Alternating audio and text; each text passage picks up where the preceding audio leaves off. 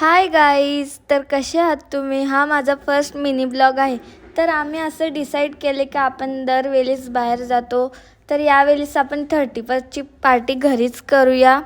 आणि ते दादाने रिओ सगळे थंडे करण्यासाठी ठेवल्यात फ्रीजमध्ये. आणि आपण आता शिंगावकरत ठेवूया आणि ग्रीन चिकन बनवत घेतले इथे दीदीनी. आणि इथं पारूची वेगळीच मस्ती चालले.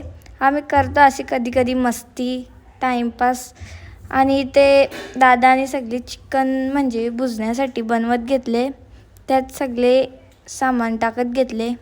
दादा बोलतं कधीतरी माझ्या हातचं खाऊन बघा, खूप टेस्टी चिकन भुजण्यासाठी आता मॅरिनेट करून घेऊया आपण चिकनला.